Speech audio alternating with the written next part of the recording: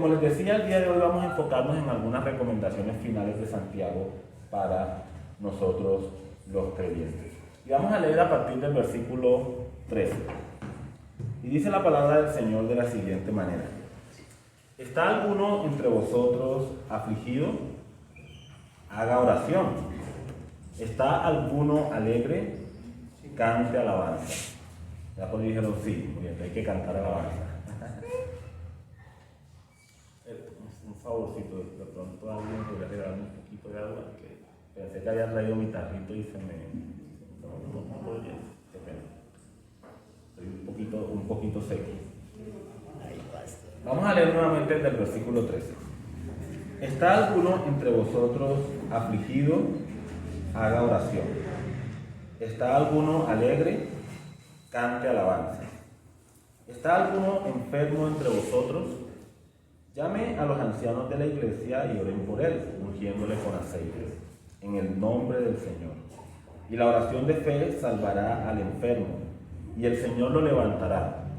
Y si hubiere cometido pecados, le serán perdonados. Confesaos vuestras ofensas unos a otros, y orad unos por otros, para que seáis sanados. La oración eficaz del justo puede mucho. Elías era un hombre sujeto a pasiones semejantes a las nuestras, y oró fervientemente para que no lloviese, y no llovió sobre la tierra por 3 años y 6 meses. Y otra vez oró, y el cielo dio lluvia, y la tierra produjo su fruto. Hermanos, si alguno de entre vosotros se ha extraviado de la verdad, y alguno le hace volver, sepa que el que haga volver al pecador del error de su camino, salvará de muerte un alma y cubrirá multitud de pecados. Vamos a hablar. Querido Dios y Señor, Padre bueno y eterno, gracias por tu palabra, Dios. Yo quiero pedirte en esta oportunidad que tú hables a nuestras vidas, Señor, por medio de la reflexión, que podamos tomar estas recomendaciones finales de Santiago como algo que podamos atesorar en nuestros corazones y llevar a la práctica, Señor. Tú quieres que seamos hacedores de tu palabra, y por eso quiero pedirte que abras nuestra mente y nuestros corazones para escucharte con atención, para recibir tu mensaje y para ponerlo por obra, Señor. Danos la fuerza, Dios, para hacerlo de esa manera y, por lo tanto, para agradarte en nuestra vida personal, en nuestra vida como iglesia, y glorificar tu precioso, santo y maravilloso nombre. Oramos en el nombre de Jesús. Amén. Amén. Muchísimas gracias.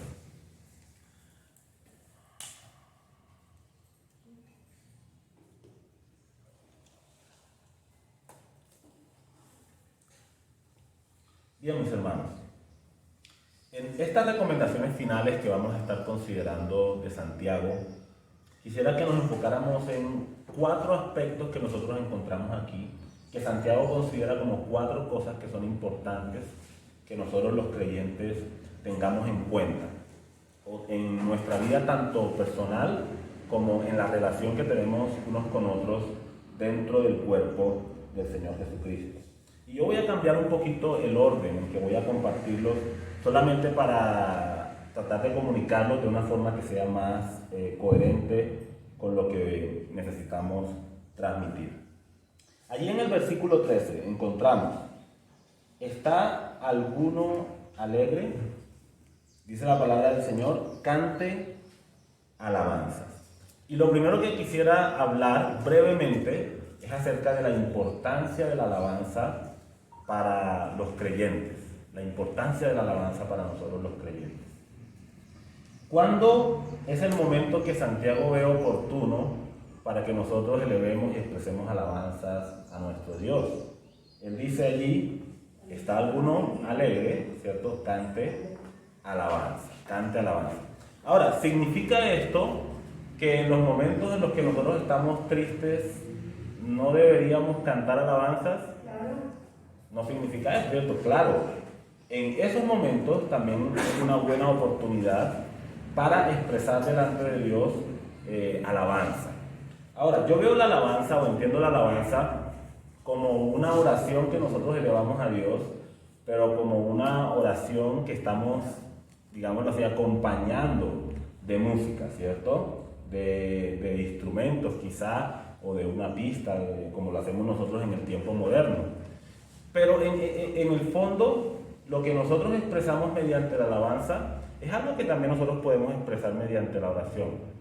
Hay momentos en mi vida en particular en los que yo me he sentido triste o desanimado o cansado, y una alabanza en particular ha reconfortado mi corazón y me ha dado, por medio de las palabras que nosotros encontramos ahí y por medio de las melodías que nosotros encontramos en esa música que nosotros estamos elevando ante nuestro Dios, mi corazón ha encontrado como fortaleza, ¿cierto? Ha sido reconfortado por lo que nosotros estamos expresando. Entonces, Santiago no quiere decir que cuando nosotros estamos tristes no es un momento para cantar. Sí es un buen momento para hacerlo. Y mediante esa canción, cuando nosotros expresamos a Dios lo que hay en nuestros corazones, podemos encontrar también fortaleza para nuestras vidas. Sin embargo, lo que Santiago quiere resaltar es que nosotros debemos acomodar la emoción a la acción, ¿cierto? Entonces, si yo estoy gozoso, si yo estoy alegre, ese es un momento propicio para que nosotros podamos dar a Dios alabanza. Ahora, ¿qué hacemos nosotros mediante la alabanza? Si nosotros miramos los cantos que nosotros encontramos en la Biblia, esos cantos tienen dos elementos muy importantes que nosotros debemos recordar. Uno de esos elementos es adoración. Es decir, cuando nosotros pensamos en los atributos de nuestro Dios y mediante nuestras voces reconocemos las maravillas y la grandeza de ese Dios en el cual nosotros creemos. Y nosotros a través de la alabanza podemos decirle cantidades de cosas a nuestro Dios. Buenos ejemplos de eso nosotros los encontramos en los Salmos. Nosotros vemos, por ejemplo, cómo David se refiere a Dios: tú eres mi roca, tú eres mi refugio, tú eres mi fortaleza. Y habla de Dios de una forma tan especial, tan maravillosa, que uno puede ver cómo David se deleita y se regocija en el Dios en el cual él cree y en el Dios en el cual él conoce. Y es lo mismo con nosotros hoy.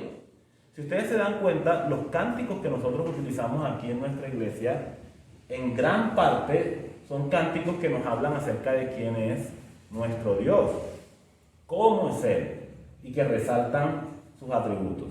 Y a mí me gustaría que cuando nosotros estemos cantando para el Señor, nosotros estemos pensando en esas cosas. ¿Saben? Nosotros debemos cantar con emoción, pero también debemos cantar con el entendimiento. O sea, debemos entender qué es lo que nosotros estamos expresando a nuestro Dios. No es solamente nuestra voz y no es solamente nuestra emoción la que debe estar involucrada en la alabanza, sino que también nuestra mente debe estar comprometida con lo que nosotros estamos cantando. Porque de otra forma podemos estar expresando cosas que no tienen absolutamente nada que ver con el Dios de la Biblia. Entonces, lo primero que Santiago quiere que recordemos es la importancia de la alabanza en nuestra vida como creyentes. ¿Está alguno alegre? Cante alabanza, ¿cierto? Y el primer punto, porque reconocemos los atributos de Dios en la alabanza, es adoración a nuestro Dios. Pero también en la alabanza nosotros encontramos otro elemento que es importante de tener en cuenta. No solamente los atributos de nuestro Dios, su misericordia, su amor, su gracia, su poder, su santidad, entre otros, sino que también reconocemos mediante la alabanza lo que Dios ha hecho en el mundo, pero también lo que Dios ha hecho de una forma particular en nuestras vidas. Y mediante ese reconocimiento, nosotros le expresamos gratitud a nuestro Dios. Es decir, si Dios me ha sacado de una situación difícil en la que yo me encuentro, y Él ha provisto, digamos, económicamente para mi familia, cuando de pronto estaba comiendo arrocito con huevos y un poquito de salsa de tomate, ¿cierto? Y Dios ha provisto suficiente para mi familia, ¿qué más debería yo hacer en ese momento que ser agradecido con mi Dios?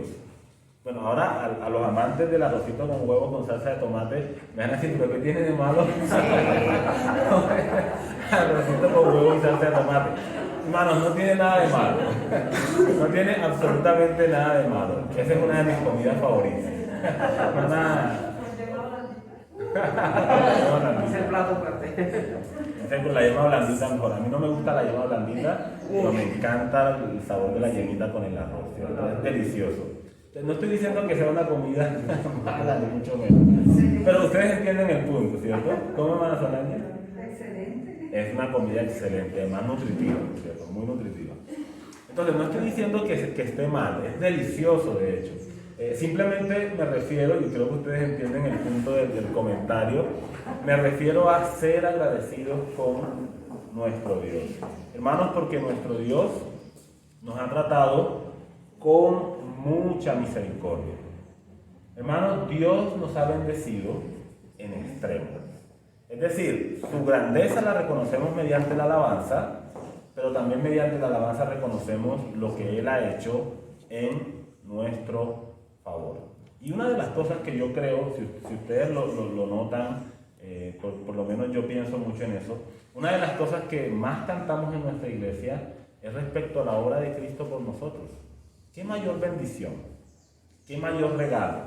¿Qué mayor hazaña? ¿Qué mayor muestra del poder, de la grandeza y de la majestad de Dios que lo que Él hizo, y del amor de Dios, que lo que Él hizo en favor nuestro al enviar a su Hijo a morir por nosotros en la cruz? Mediante la muerte de Cristo, Dios destruyó para siempre a la muerte, al pecado y a Satanás. Es un acto poderoso, es un acto maravilloso por la gracia y el amor infinito que Dios nos ha demostrado a través de Él.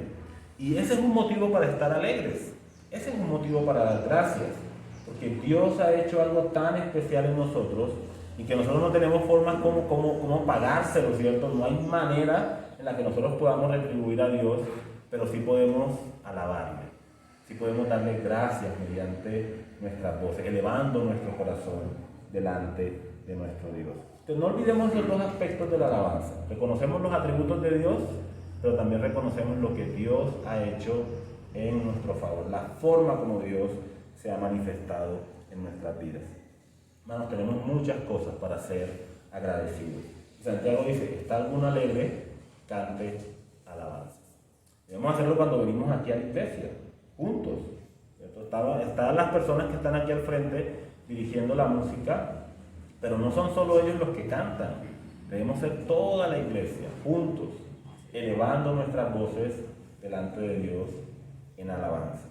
Pero también lo hacemos en un sentido personal, cuando estamos en nuestras casas, en la intimidad o con nuestras familias, pero en la intimidad de nuestra relación con el Señor, también nosotros podemos cantarle a Él y hacerlo en esta forma en la que nosotros estamos expresando. No importa, ahí ya no importa si cantamos bonito, cantamos feíto, ¿cierto? Ahí lo que importa es nuestro corazón delante de Dios, el cual le ofrecemos como un acto de gratitud por todo lo que Él ha hecho por nosotros. Bien, pasando al siguiente punto, Santiago no solamente nos habla acerca de la importancia de la alabanza, sino que también Santiago nos habla acerca de la importancia de la oración. Entonces, allí mismo en el versículo 13, Santiago dice, ¿está alguno de vosotros afligido? ¿Está alguno de vosotros afligido?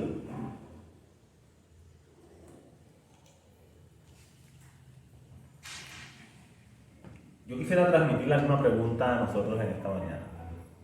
¿Hay en medio nuestro alguien que se encuentre afligido? Cuando nosotros hablamos de aflicción, estamos hablando de padecimientos, o estamos hablando de sufrimientos. ¿Hay alguno de nosotros hoy que se encuentre afligido? Y esta aflicción puede ser achaques físicos, ¿cierto? Temas de salud, pero también puede ser como un peso emocional. No me está yendo muy bien en algún asunto en particular de mi vida y siento carga en mi corazón por esa situación que estoy experimentando. O si vamos al contexto de la epístola a Santiago, esas aflicciones o padecimientos o sufrimientos también pueden tener con lo que veíamos hace algunos días respecto a las persecuciones, a los creyentes.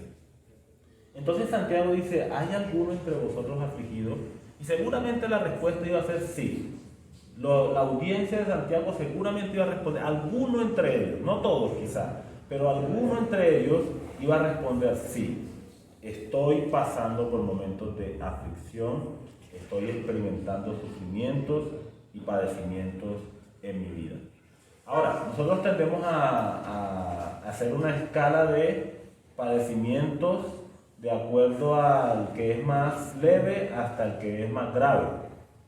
Pero no debemos olvidar, hermanos, como decía un viejo refrán popular, que nadie sabe la sed con la que otro bebe, ¿cierto? Y algo que de pronto desde una perspectiva externa yo puedo estar considerando como algo liviano, ¿cierto? Que la hermana tiene una gripita. No, eso es una tontería, ¿cierto? Eso no es algo grave, ¿no? Pero yo no sé lo que está pasando por el corazón de mi hermano, de mi hermana, que está padeciendo por eso en ese momento. Quizás es la acumulación de varias cosas que se están presentando en su vida. Entonces el punto no es que nosotros vengamos aquí ahora a medir qué aflicciones son más graves o más leves que otras. El punto es que si hay una aflicción en el corazón, Santiago nos entrega la forma en la que nosotros podemos lidiar con esas aflicciones, la manera como nosotros podemos tratar con ellas. Y lo que Santiago dice es, haga oración. Ahora, ¿es la oración el único recurso que tenemos nosotros los creyentes para lidiar con las aflicciones? No, ¿verdad? Tenemos la palabra de Dios y tenemos el Consolador, que está con nosotros acompañándonos en todo momento. Por ejemplo, si pensamos en la palabra de Dios, el salmista David, bueno, se entiende tradicionalmente que el Salmo 119 fue escrito por el rey David, pero el texto como tal no lo dice, pero asumamos que sí. El salmista David dice, si tu ley no hubiese sido mi delicia, ya en mi aflicción habría perecido.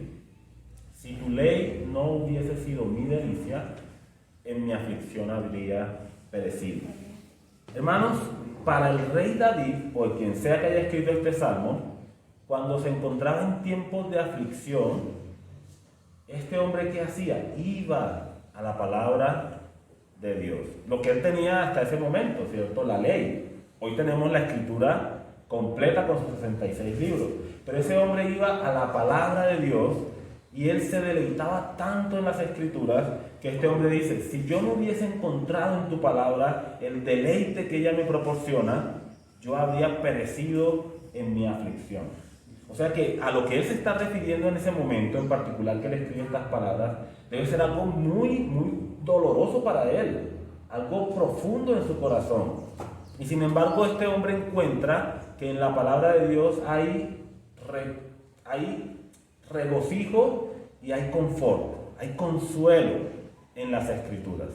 Hermanos, yo he experimentado esto en mi propia vida, en momentos en los que yo me he sentido cargado por circunstancias que estoy atravesando, por la preocupación, porque no hay provisión, o por lo que sea, porque estoy enfermo, o porque estoy en medio de un problema que tengo que arreglar, lo que sea la circunstancia. Hermanos, es como que uno va a la palabra de Dios y es como que Dios le diera el alimento que uno necesita para ese momento, ¿cierto? Como esa palabra oportuna que llega para saciar el corazón y ayudarnos a experimentar el descanso que la confianza en la palabra de Dios produce en nosotros. Como que las promesas de Dios nos reconfortan, traen aliento a nuestras vidas. Entonces, sin desconocer esa realidad, que la palabra de Dios trae aliento, descanso y confort a nuestras vidas, Santiago nos lleva a que la oración es otro de esos recursos valiosos, importantes, que nosotros debemos tener en cuenta en nuestras vidas cuando estamos padeciendo algún sufrimiento en particular. Pero cierto, mis hermanos, que a veces cuando nosotros estamos pasando por momentos difíciles, por alguna razón, por alguna circunstancia, no quiero decir que ustedes en particular, estoy hablando en un sentido muy general, pero en algunas ocasiones cuando estamos pasando por padecimientos, como que lo último en lo que pensamos es en la oración. A veces estoy enfermo y lo primero que pienso es, voy a pedir una cita, voy a llamar a la clínica Belén y voy a pedir una cita, por favor me hagan una cita porque estoy muy, muy enfermo. Ahora, yo no estoy diciendo que no debamos pedir una cita, debemos hacerlo, tenemos que usar los recursos médicos que tenemos a nuestro alcance las capacidades de esas personas que Dios ha preparado, que les ha dado la inteligencia y la sabiduría para lidiar con las enfermedades y poder recomendar un buen tratamiento. Aquí tenemos, gracias a Dios, a nuestra hermana Olga que sabe mucho de eso. Sí debemos acceder a los recursos médicos que nosotros tenemos a nuestro alcance. Pero lo que estoy diciendo, mis hermanos, es que ese no es el primer recurso el cual nosotros debemos tener en nuestra mente cuando nosotros estamos pasando, en este caso, por una aflicción de tipo de salud, ¿cierto? Hay otro tipo de aflicciones, como lo he dicho. Pero el primero en el cual nosotros deberíamos pensar cuando estamos pasando por padecimientos en nuestra vida es en nuestro Dios. Es a Él a quien nuestra mirada y nuestra atención debe dirigirse en primer lugar y en primera instancia. Ahora, yo quisiera preguntarles, mis hermanos, ¿por qué necesitamos orar? ¿Qué es por qué es tan importante la oración cuando nosotros estamos pasando por momentos difíciles? Y aquí quisiera abrir unos segunditos para que puntualmente ustedes me ayuden. ¿Por qué necesitamos orar? ¿Cuál es la importancia de la oración? ¿En qué radica su importancia para nuestras vidas cuando estamos pasando por aflicciones? Yo cuando oro, yo encuentro en la palabra un descanso. Descanso a mi alma. Hermano Diomer encuentra un descanso para su alma cuando ora. Ok, ¿alguien más? ¿Por qué necesitamos orar? Dos. Yo siento que es como la forma de comunicarnos con Dios. Ok, orar es hablar, comunicarnos con Dios. Muy bien. ¿Por qué necesitamos orar?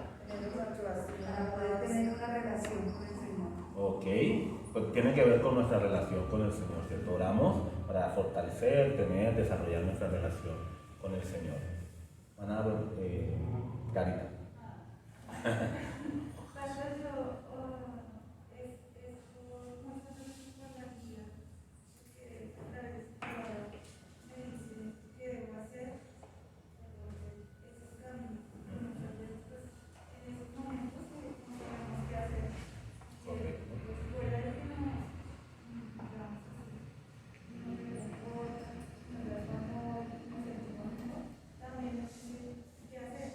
Correcto, exacto. El Señor nos da guía. Y gracias también por ese punto, hermana Clarita. Si recordamos cuando estudiamos el capítulo 1 de Santiago, Santiago nos enseñaba que cuando estamos en diversas pruebas, debemos pedir sabiduría a Dios, ¿cierto? Y dice la Biblia que Él nos dará sabiduría en abundancia y sin reproche. Pero hay que pedir con fe, ¿cierto? Sabiduría, pero pedirla con fe. Las escrituras también nos enseñan que la oración del justo puede mucho. La oración del justo puede mucho, que hermano Rosendo se me está adelantando un poquito, pero la oración del justo puede mucho. Gracias, hermano Rosendo. Hermano Eduardo o hermana Anita, hermano Eduardo. Sí, yo creo que la oración, si lo vemos como una necesidad, también debemos verlo como algo que debe ser natural del creyente. Porque es como el respirar para nuestra vida física. Si no respiramos, pues no tenemos oxígeno y nos morimos. Okay. Y en forma natural, la vida cristiana, la vida del creyente debe estar acompañada de una manera permanente De oración. Así es. Debemos orar sin cesar, ¿cierto? Toda nuestra vida debe ser una expresión de adoración en oración delante del Señor. Hermano Pablo. Bueno, tenemos que recordar que los cristianos son los únicos que realmente pueden comunicar con Dios, y en Romanos se explica mucho eso, y no hay tiempo ahora para decir cada punto, pero los cristianos son realmente los únicos que realmente pueden comunicar con Dios por su sacrificio y todo eso. Y nuestro poder viene todo de Dios. Por eso es lógico cuando estamos enfermos que deberíamos orar. Ok, gracias, hermano Pablo. Y gracias por ese comentario. Los creyentes somos los únicos realmente que tenemos el privilegio de la oración, ¿cierto? Porque solo podemos acercarnos al Padre por medio de el Hijo, ¿cierto? Que es Jesucristo. Solamente aquellos que creen en Cristo tienen acceso al Padre. Sus oraciones son agradables delante de Dios por medio de la obra de Cristo en cada uno de nosotros. Muy bien, yo quisiera resumir todas estas cositas que ustedes han dicho que han sido muy acertadas. Quisiera resumirlas en que necesitamos orar porque necesitamos a Dios. Necesitamos orar porque necesitamos a Dios. Y es que a través de la oración nosotros mostramos nuestra necesidad, nuestra dependencia de Dios. Cuando yo me encuentro en aflicción, ¿en dónde pongo yo mi mirada, cierto? ¿De dónde viene mi esperanza? ¿De dónde viene mi consuelo? ¿De dónde vienen las fuerzas que yo necesito para atravesar ese momento de dificultad? ¿De dónde viene la guía que necesito para saber cómo moverme, como decía mi hermana Clarita, en medio de esa situación de aflicción que yo estoy viviendo? ¿De dónde provienen todas estas cosas? Nosotros por naturaleza somos débiles, así que ¿de dónde proviene la fortaleza? Esa fortaleza, esa sabiduría, ese consuelo provienen única y exclusivamente de nuestro Dios. Y es por eso que también el apóstol Pedro dice que nosotros debemos echar toda nuestra ansiedad sobre Él, porque Él tiene cuidado de nosotros. Entonces, a través de la oración, estamos diciéndole a Dios, Dios, yo te necesito. Señor, no puedo seguir adelante sin tu ayuda. Yo dependo de ti, Señor. A lo largo de mi vida, yo dependo de ti. Y así como decía mi hermano Eduardo que necesitamos del oxígeno, ¿cierto? Es como nuestra respiración. Necesitamos del aire para poder vivir. Tampoco podemos vivir, hermanos, independientemente de nuestro Dios. Lo necesitamos a Él. Él es nuestra esperanza y nuestra fortaleza en cualquiera de los momentos en los cuales nosotros nos encontramos. Necesitamos a Dios. Entonces, ¿está alguno alegre? Cante alabanza. ¿Está alguno afligido? Haga oración. Ahora, en el versículo 14, Santiago se va a enfocar en un tipo de aflicción muy particular, ¿cierto? Decíamos que aflicciones hay físicas, emocionales, problemas diversos como persecuciones y demás, pero ahora Santiago se va a enfocar en la enfermedad, en los temas de salud del cuerpo. Y fíjense cómo lo dice Santiago, versículo 14. ¿Está alguno enfermo entre vosotros? Y dice Santiago, llame a los ancianos de la iglesia. Aquí hay algo bien interesante que vamos a conversar y quiero pedirles que por favor estemos muy atentos a esto porque es importante que quede muy claro para nosotros. ¿Está alguno entre vosotros enfermo? Llame a los ancianos de la iglesia.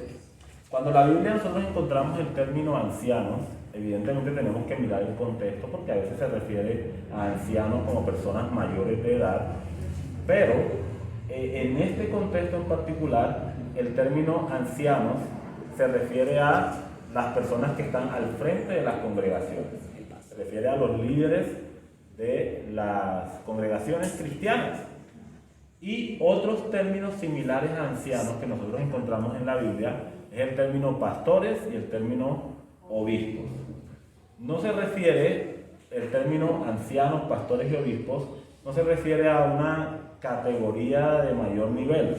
Como por decir algo, el anciano es el primer nivel, el pastor es el nivel número 2 y el obispo es más espectacular que el pastor. No se refiere a eso. Simplemente son tres formas de hacer referencia al mismo oficio dentro de las iglesias locales. Y es el trabajo que desarrollan los líderes que guían y dirigen a las iglesias. Entonces, cuando una persona en la iglesia se encuentra enferma, dice el pasaje, debe llamar a los ancianos. Para familiaridad con nosotros vamos a decir a los pastores de la iglesia. Debe llamar a los pastores, ¿para qué? ¿Para qué los debe llamar? El versículo dice, para que oren por él. Así que de alguna forma es una extensión de lo que nosotros estamos viendo ya en el versículo 13, pero ahora puntualizándolo a una situación en particular, un tema de enfermedad en el caso de alguno de los hermanos de la iglesia.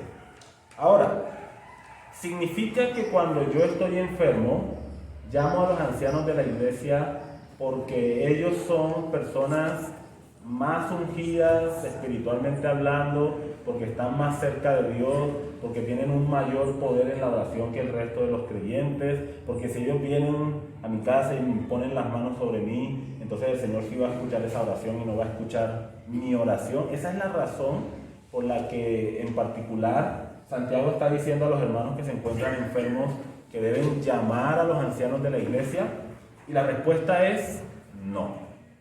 No se trata de eso. No es porque los ancianos sean más ungidos o más espirituales que el resto de los creyentes. No tiene nada que ver con eso. Hermanos, en Cristo todos nosotros tenemos exactamente el mismo privilegio de ir a la presencia de Dios y ser escuchados por Dios. Dice la palabra del Señor que debemos acercarnos confiadamente al trono de la gracia para hallar el socorro que necesitamos en el momento oportuno. Y todos los creyentes tenemos el mismo acceso, el mismo privilegio. No hay creyentes de primera categoría, no hay creyentes con palanca, más que otros ahí delante del trono de Dios. No existe tal cosa. Todos nosotros tenemos el mismo privilegio de acceder delante del trono de Dios para presentar delante de Dios nuestras súplicas, nuestras oraciones, nuestras necesidades, nuestros motivos para agradecer. Entonces, si no es así, ¿qué propósito tendría que se llame a los ancianos de la iglesia para que vengan y oren por el creyente? ¿No es suficiente la oración de ese hermano que se encuentra enfermo? ¿Dios no escucha la oración de ese hermano que está suplicando por ayuda en ese momento de dificultad? Claro que sí la escucha. Pero esto tiene un propósito, hermanos, en relación con la comunidad de los creyentes. Tiene que ver con ese consejo que da el apóstol Pablo a los creyentes de sobrellevar los unos las cargas de los otros y cumplir así la ley de Cristo. Tiene que ver con compartir esa pesada carga que un hermano está llevando, compartirla con el cuerpo de Cristo. Hermanos, a veces hay cargas que nosotros queremos llevar nosotros solos. Yo estoy pasando por un momento de dificultad y yo digo, ¿yo para qué molesto al pastor Eduardo, cierto? Con eso. ¿Yo para qué lo molesto? O yo para qué molesto al pastor Alejandro, para qué molesto al pastor Juan, o para qué le comparto eso a los hermanos.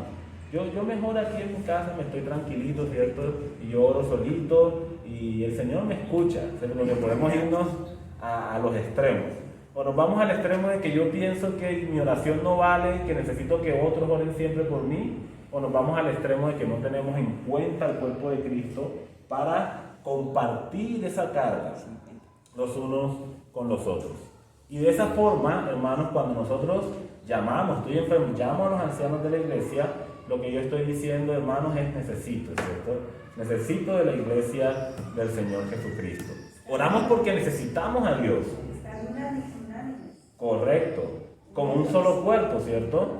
Dice la palabra de Dios, y gracias por eso, hermana Solángel, que cuando un miembro del cuerpo de Cristo se duele, el resto de los miembros del cuerpo de Cristo se duelen con él. Cuando un miembro del cuerpo de Cristo se goza, el resto de los miembros del cuerpo de Cristo se gozan con él. Tiene que ver con eso, mis hermanos. Tiene que ver con distribuir el peso que puede ser para algunos insoportable y compartirlo con otros.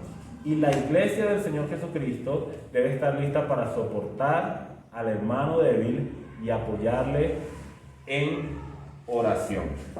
Entonces, no nos guardemos las necesidades que tenemos.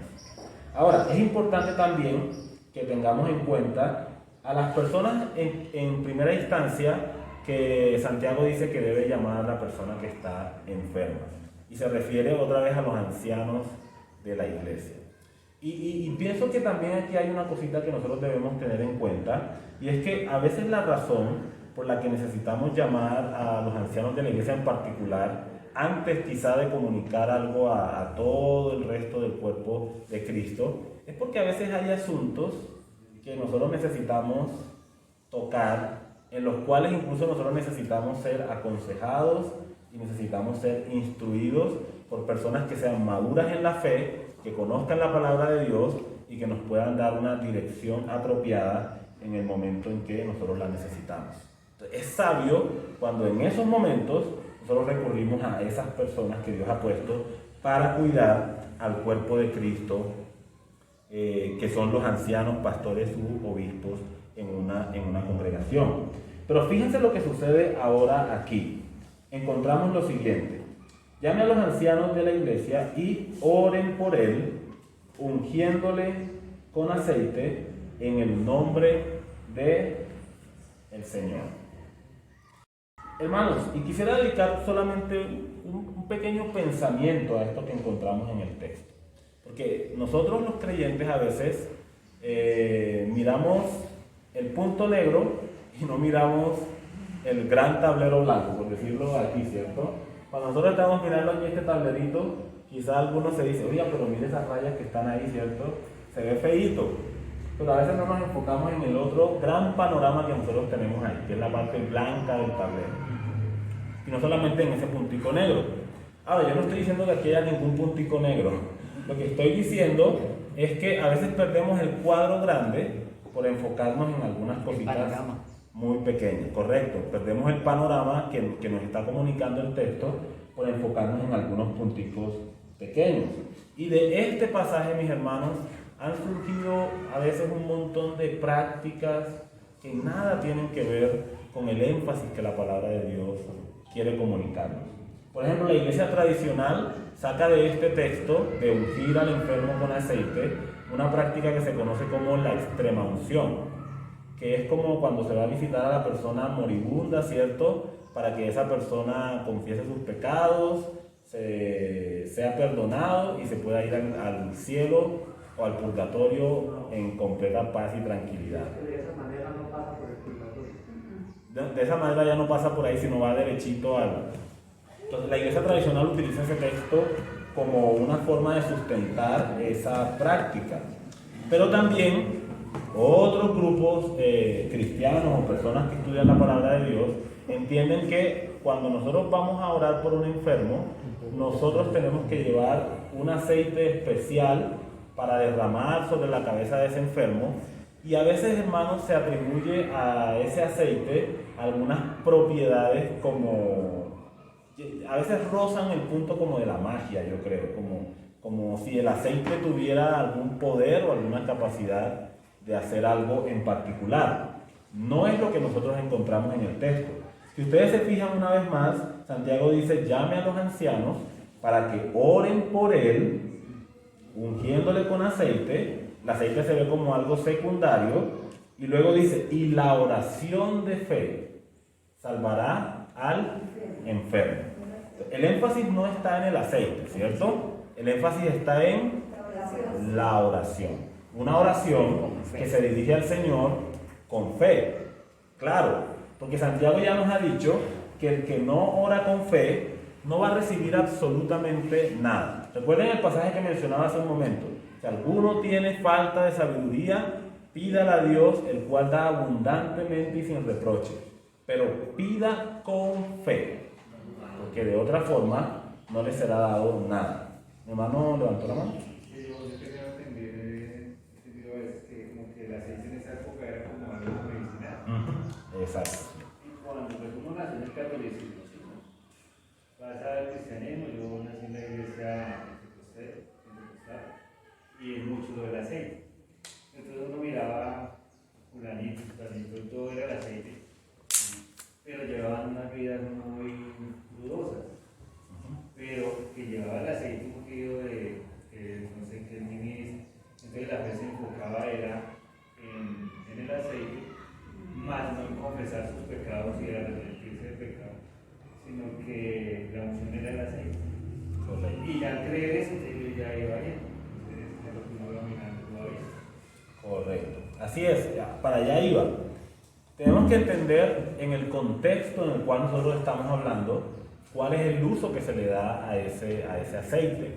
Y tiene que ver más que con un sentido religioso o con un sentido espiritual, tiene que ver con un sentido práctico. El aceite es medicinal, el aceite se utilizaba para aliviar las heridas de la persona, era como un bálsamo refrescante para la persona. Y en ese sentido, la mejor forma en la que nosotros podríamos aplicar un pasaje como este es teniendo en cuenta que Dios ha dado otros recursos, como en este caso hablamos de los recursos medicinales que nosotros disponemos en nuestro tiempo. Dios ha dado recursos de los cuales nosotros podemos echar mano para, a través de esos recursos, tener un mejor estado de salud, ¿sí? Sin olvidar lo importante de la oración cuando nosotros estamos pasando por tiempos de enfermedad o por tiempos en los cuales nos sentimos debilitados físicamente. Otra vez, el énfasis está en la oración. Y el tema del aceite era una práctica del pueblo judío durante esa época, ¿sí? Aceite que se utilizaba con propósitos medicinales.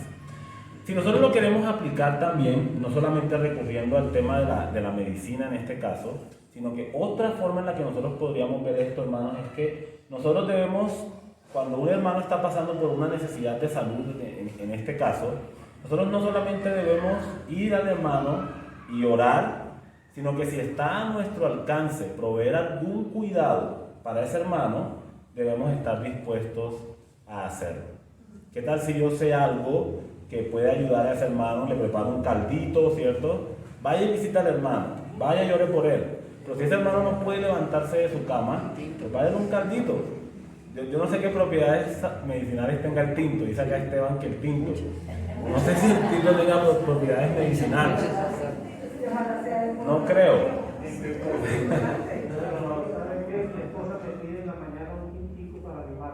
Ah, bueno, entonces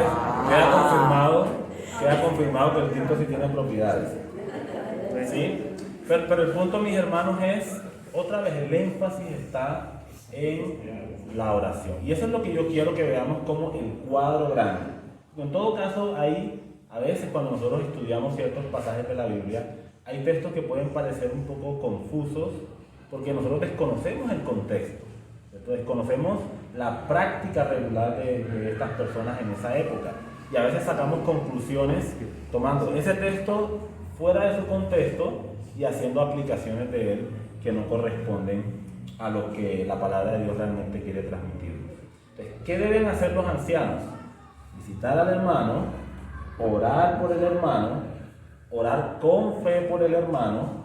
Y dice la palabra del Señor, y la oración de fe, versículo 15, y la oración de fe salvará al enfermo y el Señor lo levantará.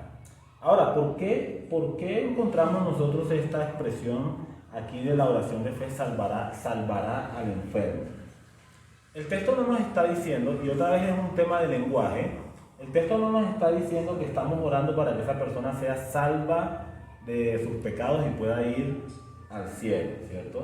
La palabra salvación, especialmente en el contexto bíblico, tiene una amplitud de significado. No se refiere solamente a la salvación de una persona que está perdida, como salvación del infierno, de la condenación, sino que también se refiere a una liberación. Cuando una persona está en un peligro grave, salvación es liberación de ese peligro.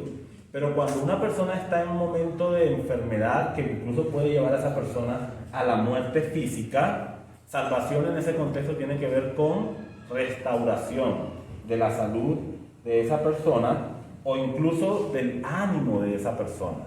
Porque algo frecuente es que cuando estamos enfermos, nuestros corazones también están llevando un peso muy grande, ¿cierto? No nos sentimos bien del todo. Y es por eso que necesitamos tanto expresarle al Señor nuestra necesidad por medio de la oración. Ahora, encontramos aquí otra referencia interesante.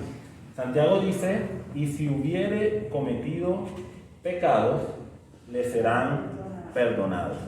Y aquí viene otro punto del mensaje que traigo para ustedes, o estoy compartiendo con ustedes hoy. Hemos visto la importancia de la oración y hemos visto la importancia de la alabanza, ¿cierto? Ahora vamos a ver la importancia de la confesión. Y vamos a ver este tema tan interesante que Santiago nos está presentando aquí. Cada vez que una persona está enferma, ¿es porque esa persona ha pecado? No, ¿verdad? No tiene absolutamente, bueno, puede que tenga algo que ver, pero no en todos los casos tiene absolutamente nada que ver. Ahora, sí reconocemos que toda enfermedad que hay en el mundo es una consecuencia natural de la caída del ser humano, ¿cierto? Porque la caída del ser humano implicó que muchas cosas en este mundo dejaran de funcionar según el plan inicial que Dios había establecido cuando hizo al hombre a su imagen, semejanza, y todo lo que hizo Dios era bueno y bueno en gran manera. La enfermedad no estaba dentro de ese bueno en gran manera, sino que es un resultado de la caída del ser humano. Ahora, habiendo dicho eso, no toda enfermedad que nosotros podamos llegar a experimentar tiene un origen en algún pecado que nosotros estemos cometiendo. Y ahí tenemos que ser bastante cuidadosos, ¿cierto? Porque a veces uno se apresura un poco y dice, mire ese hermano cómo está pasando por momentos tan difíciles, seguro es porque ha hecho algo. Y hay un personaje en la Biblia al que le pasó justo eso, Job, ¿cierto? Job estaba padeciendo todas las cosas que le vinieron a su vida, la pérdida de su familia, la pérdida de sus posesiones, la pérdida de su salud. Job la estaba padeciendo porque era un impío, injusto y malvado. ¿No? Era un hombre del cual el mismo Dios dice, mira, Job, un hombre temeroso de Dios y apartado del mal. Y evidentemente, en la historia de Job, nosotros encontramos que Dios tiene propósitos en medio de las pruebas y los padecimientos que nosotros experimentamos. Dios está formando el carácter de Cristo en nosotros a través de las pruebas. Y una enfermedad puede ser una prueba que proviene de parte del Señor con ese objetivo. Pero habiendo dicho eso, también es cierto que a veces hay enfermedades que llegan a nuestra vida como un resultado de la disciplina del Señor, de la corrección de Dios para nosotros. Quizá hay un creyente que es consciente de que está haciendo algo que va en contra de la voluntad del Señor. Y por medio de la palabra de Dios, el Señor le ha hablado y le ha dicho, mira hijo, eso es pecado, está mal, no debes hacerlo. Eso va a traer consecuencias sobre tu vida. Pero este creyente persiste y persiste y persiste, hasta el punto que a veces empieza a tomar la gracia de Dios como si fuese un juego, o como si fuese algo de lo cual aprovecharse. Es que Dios es bueno, a Dios no le importa, ¿cierto? Lo que yo estoy experimentando o la situación, lo que sea que yo estoy haciendo. Pero no es de esa forma, mis hermanos. Porque la palabra de Dios nos dice que el Señor al que ama, disciplina y azota a todo aquel que recibe por hijo. Entonces, aunque una enfermedad no siempre es por causa de un pecado que yo esté cometiendo, sí es cierto que hay ocasiones en que mi vida, mi estilo de vida pecaminoso puede traer como consecuencia la disciplina del Señor sobre mi vida. O a veces digamos, no solo la disciplina, sino que también nuestros pecados tienen consecuencias naturales, ¿cierto? Si yo decido hacer algo que tiene como resultado una consecuencia en particular, esa consecuencia seguro me va a venir. Les pongo un ejemplo. Yo digo, estoy en un tercer piso, y yo digo, me voy a tirar del tercer piso, y alguien me dice, no, hermano, tenga cuidado, hay algo que se llama la ley de la gravedad. ¿Qué ley de la gravedad ni que 8 cuartos? Eso a mí no me interesa, ¿cierto? Y me tiro. ¿Qué va a pasar? Que lo grave. Pero es que yo tenía un paracaídas. No, el paracaídas se lo corrió acá a los muchachos ahora. ¿Cierto? Pobrecito el piso. Pobre el piso. Pobre el piso. Mi acto de desobediencia ante una clara ley establecida, ¿cierto? Esto no es moralidad, esto es una ley que rige en la naturaleza. Mi acto de desobediencia, mi arrogancia al decir no me va a pasar nada, el rechazar las advertencias que yo estoy recibiendo, va a traer como consecuencia que... Depende que de abajo. O hasta la muerte. O hasta la muerte, ¿cierto? Entonces, muchas veces una enfermedad es una consecuencia directa de mi desobediencia.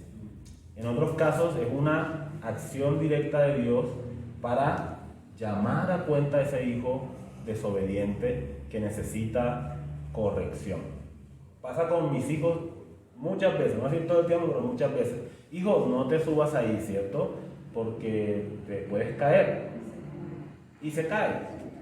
Eso es una consecuencia de su desobediencia. Pero hay otras ocasiones en las que yo tengo que decirle, hijo, vamos al cuarto y necesitamos hablar de un asuntico, ¿cierto? Venga, que no es para eso. Necesitamos hablar de un asuntico. A veces hay consecuencias, pero también a veces hay disciplina de parte del Señor por algún pecado en particular. Otra vez, teniendo eso en cuenta, Santiago, pienso que mientras él está escribiendo esto, tiene en mente que la presencia de los ancianos en casa de este hermano es también para brindar a ese hermano quizás consejo en cuanto a una situación en particular que se está desarrollando en la vida de esta persona. Y por eso es que él menciona en este punto el tema de, y si ha cometido pecados, le serán perdonados. Ahora, no pecados perdonados por los ancianos de la iglesia. Mucho cuidado con eso, ¿cierto? Porque ninguno de nosotros aquí tiene potestad para perdonar pecados. Voy a la casa de mi hermano Andrés y me dice, pastor, perdóneme porque he pecado. No, mucho cuidado con eso. Ninguno de nosotros tiene la potestad de perdonar pecados. Eso es potestad única y exclusiva de Dios. Pero lo que nosotros sí podemos hacer es ayudar a ese hermano a, con la palabra de Dios, reconocer qué cosas en su vida pueden estar afectando, en ese caso en particular, su salud. Y fíjense el consejo que Santiago nos da aquí en el versículo 16. Confesaos vuestras ofensas unos a otros y orad unos por otros para que seáis sanados. La oración eficaz del justo puede mucho. Ahora, ¿qué propósito tiene esta confesión aquí en particular?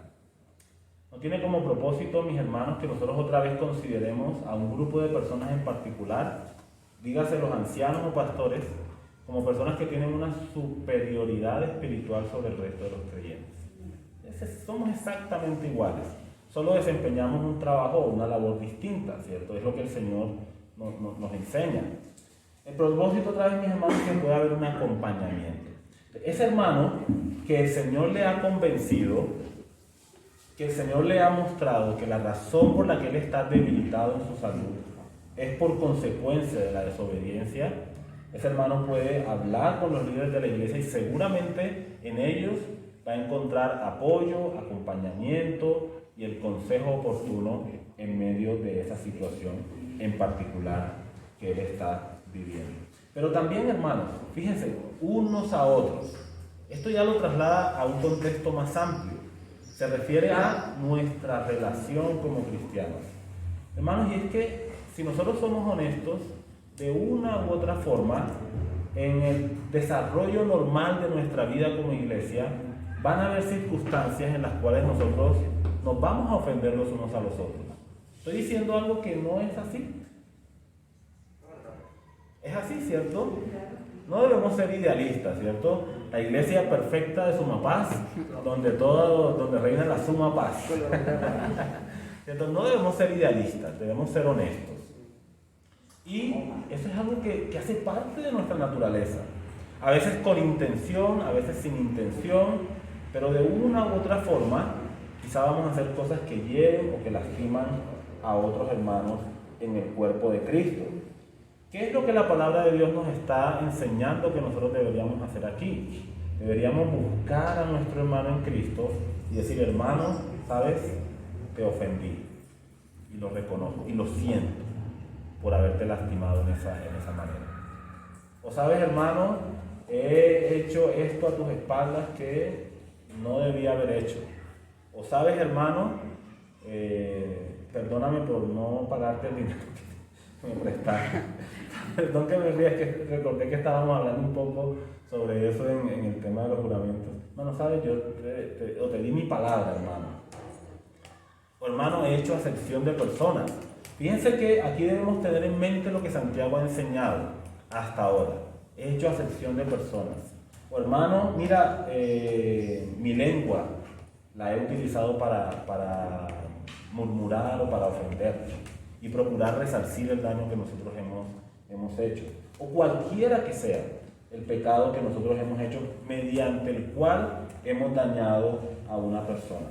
¿Saben, hermanos? A veces los pecados no tratados, cuando nosotros decidimos ignorarlos y dejarlos por ahí como olvidaditos, ¿saben? En algún momento eso va a hacer erupción, como un volcán, ¿cierto? Que allá bajo la superficie de la tierra está caldeándose, está hirviendo, y en un momento en particular eso va a salir, va a explotar y va a hacer un daño terrible. Yo recuerdo cuando estaba viviendo todavía en Cartagena, todavía estaba muy joven. Yo visitaba a una señora que era una señora ya bastante mayor, no sabía decir la edad, pero era una persona bastante, por ahí escuché, era una persona bastante mayor. Y llegaba a la casa y estudiábamos la Biblia con esta persona. Y esta señora, hermanos, tenía en su pie derecho una herida por el tema de las varices. ¿Sí? Y esa herida, ella no había ido al médico, no había sido tratada de ninguna forma, ya tenía eso por varios años.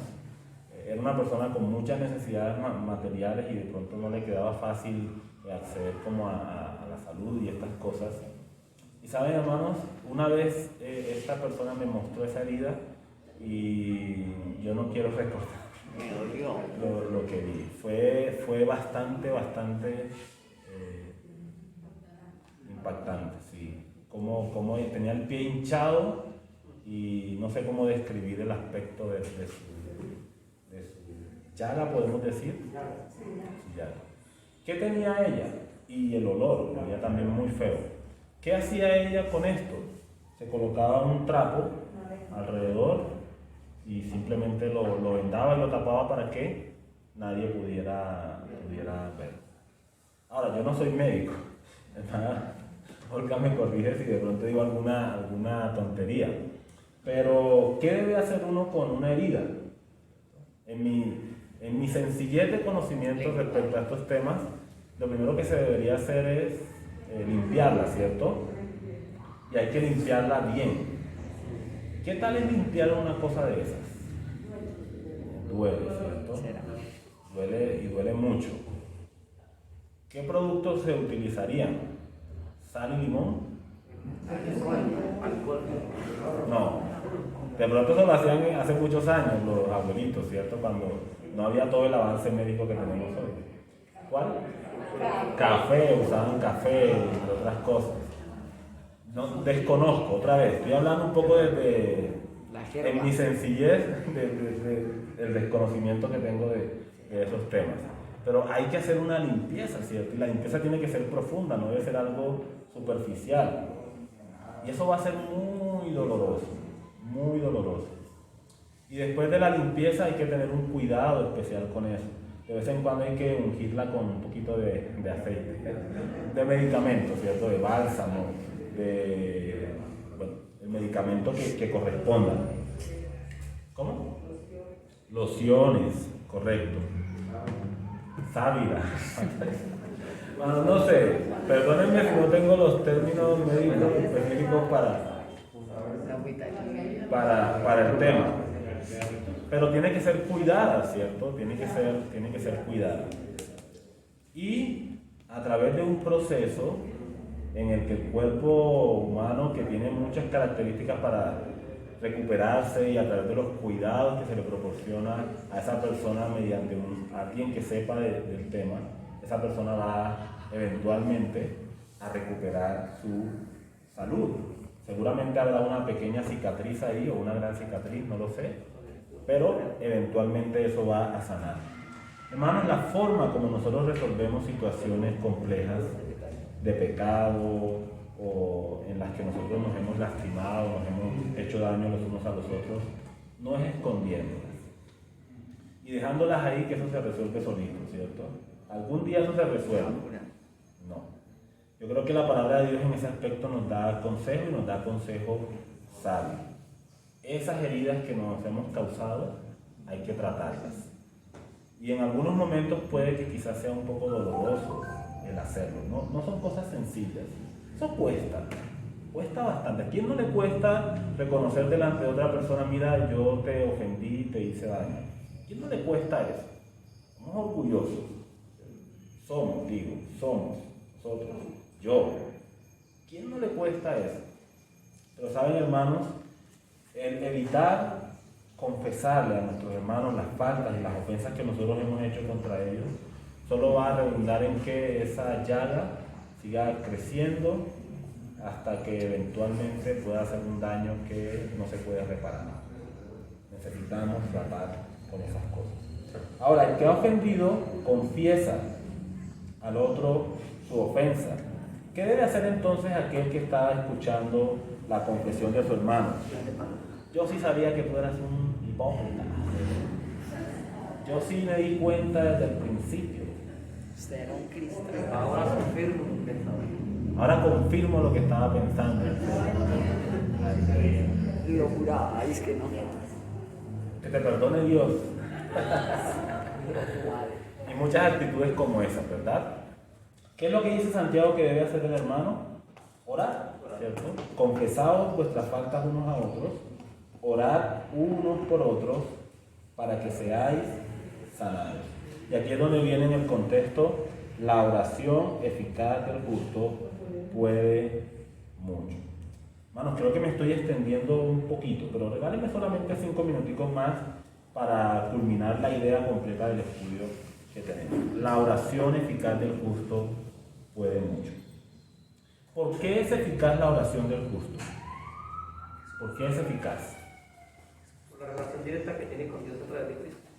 Ok, por la relación directa que tiene, claro. De otra forma no seríamos atendidos, ¿cierto?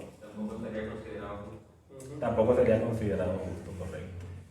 Es aquel que conoce a Cristo, ¿no? Que tiene una relación con Cristo.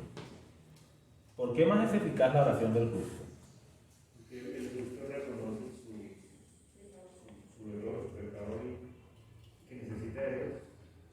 Reconoce su necesidad de Dios, reconoce su pecado ante Dios. Entra también al momento, es eficaz porque es en la salud necesaria.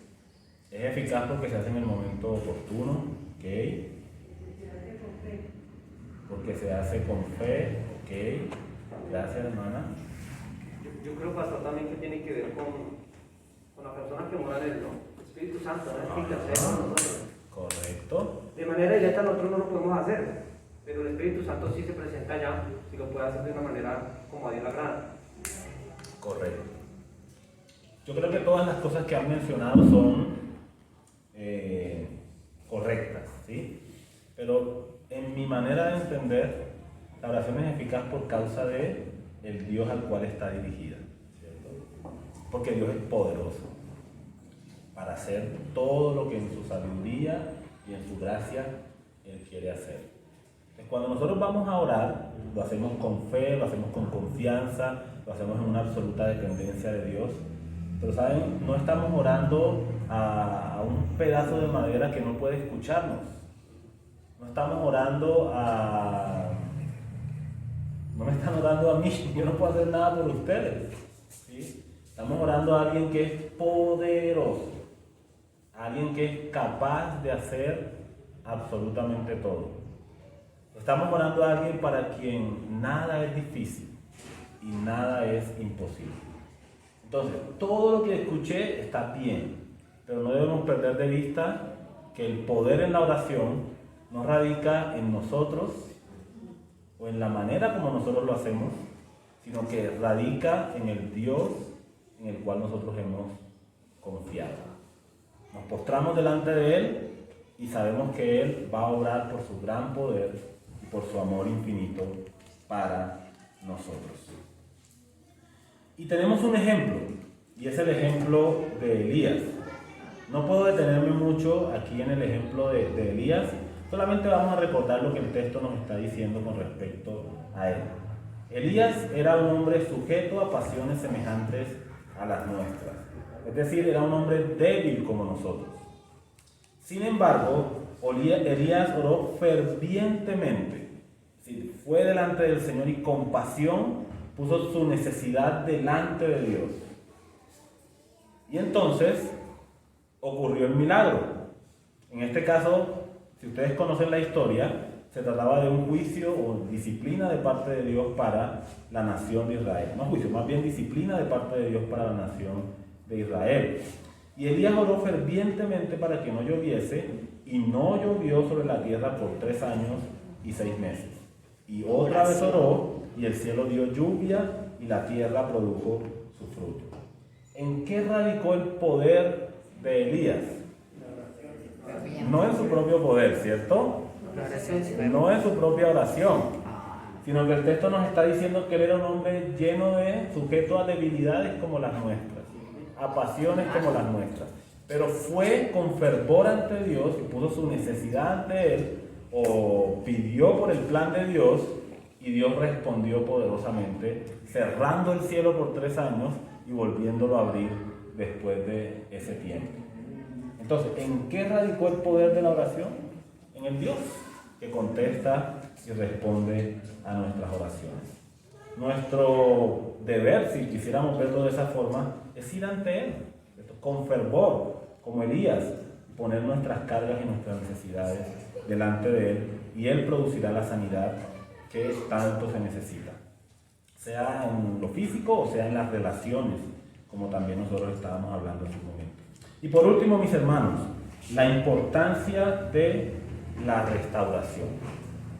Y quizá ya he mencionado algunas cosas con respecto a esto, pero permítanme terminar con los versículos 19 y 20.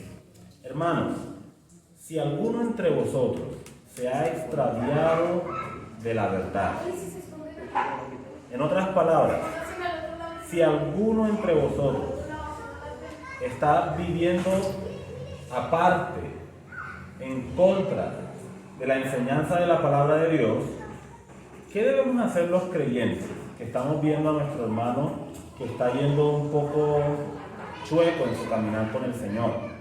Dice el versículo: y alguno le hace volver, sepa que el que haga volver al pecador del error de su camino, salvará de muerte un alma y cubrirá multitud de pecados. Dios nos invita a restaurarnos los unos a los otros. Si yo veo que mi hermano se está metiendo en cositas que no debería meterse, cualquiera que ella sea, y Dios me permite ser testigo de lo que está pasando, ¿cuál debería ser mi deber como creyente? Y por el amor que yo tengo hacia mi hermano. Hermano, venga para acá, lo invito a mi casa, tomémonos un tinto, seamos amigos. Y luego, mire, hermano, yo me di cuenta de esto, yo no quiero juzgarlo, ¿cierto? Pero me di cuenta de esto. ¿Sabe, hermano? Eso no es lo que la palabra de Dios nos está enseñando. Y yo quisiera animarte, mira, yo reconociendo también nuestra humildad y debilidad, pero yo quisiera animarte, hermano, a que confieses ese pecado delante del Señor y te apartes de él. Y saben, cuando nosotros lo estamos haciendo de esa forma, estamos librando a un precioso hermano en Cristo que quizás está tropezando en ese momento de su vida. Estamos librándolo de consecuencias para su vida que pueden ser desastrosas. Estamos salvando, según los términos de Santiago, a un hermano de la muerte. Por lo mismo que decíamos hace un momento, ¿cierto? No de la condenación eterna. Estamos hablando de un hermano en Cristo. Estamos librando a nuestro hermano de experimentar consecuencias que pueden ser dolorosas para él y que pueden ser dolorosas para su familia, que pueden ser dolorosas incluso para la iglesia del Señor Jesucristo. Entonces, hermanos, 4 cosas: la importancia de la alabanza, la importancia de la oración, la importancia de la confesión y la importancia de restaurar a nuestros hermanos que quizás están saliendo un poco del camino.